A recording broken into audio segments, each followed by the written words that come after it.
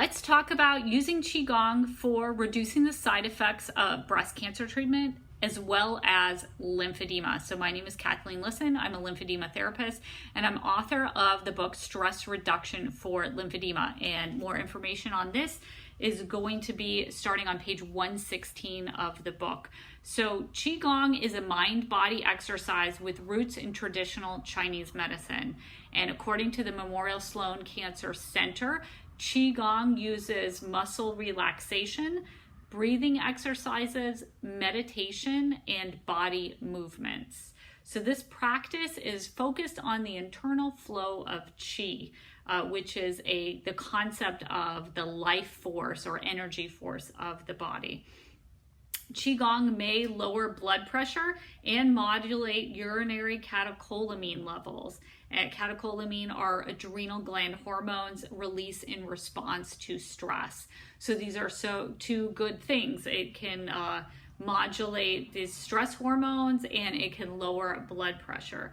So let's look at some studies. So the first research study is the Clinical Practice Guidelines on the Evidence-Based Use of Integrative Therapies During and After Breast Cancer Treatment. So this document states that Qigong is often used for anxiety, fatigue, pain reduction, immune system support, physical and emotional balance improvements. Another research from Hong Kong conducted a clinical trial and found that Qigong exercises performed by people with previous training in Qigong. So Qigong is already a part of the person's self-care and movement practice. It can reduce conventional cancer therapy side effects such as upper limb lymphedema and poor circulatory status in survivors of breast cancer. So how do we think that Qigong can affect lymphedema? The upper limb movements of the 18-form Tai Chi internal Qigong resemble exercises that a physical therapist might recommend for a client with upper limb lymphedema. And this is according to research from Fong et al. The year of the research is 2014. So if you wanted to take a look at this practice, there's a lot of videos. You just Google or search on YouTube 18 forms Tai Chi internal Qigong. And that is the study that was used that was the form of movement that was used in the study that I just talked about. So there's also medical Qigong. So medical Qigong incorporates practice of coordinated gentle exercise and relaxation through meditation and breathing. Australian researchers conducted a randomized controlled trial of medical Qigong and found that this practice can improve quality of life in people with breast cancer and may affect inflammation and cognitive function. So two more great things, two more great reasons to use Qigong and specifically medical Qigong.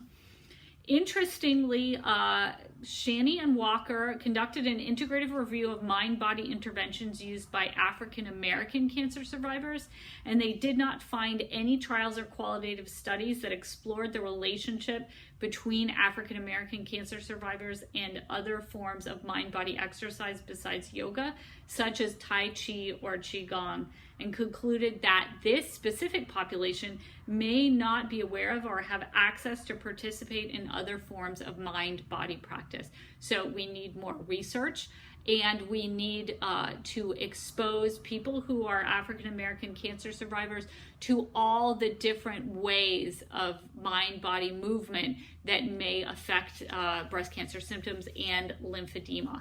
So this was a little overview of the research on Qigong.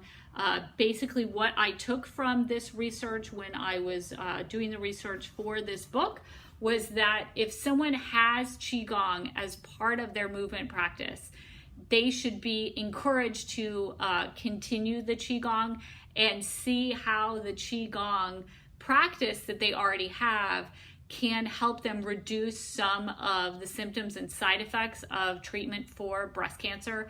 And I would expand it into any cancer if they already had Qigong as a practice. It's easy in most larger cities to get started with Qigong. I would look on the internet to see if there are free community classes, intro to Qigong classes. Often you will find them at senior centers since it's such a gentle exercise. And you can definitely look on YouTube for introductory Qigong videos. That's how I myself practice Qigong.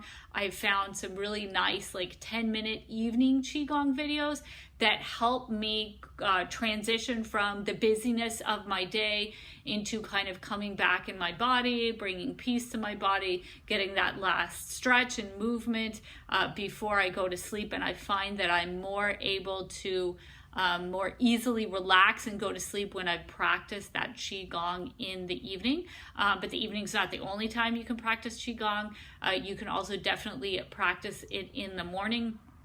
I myself mentioned Taiso as another type of movement practice that's more calisthenic. So Taiso is what I really like to do in the morning, and you'll find a link to a 6-minute video that I have on this YouTube channel that that shows you a Taiso exercise movement practice that's been specifically designed and given for people with breast cancer, lymphedema, and breast cancer history.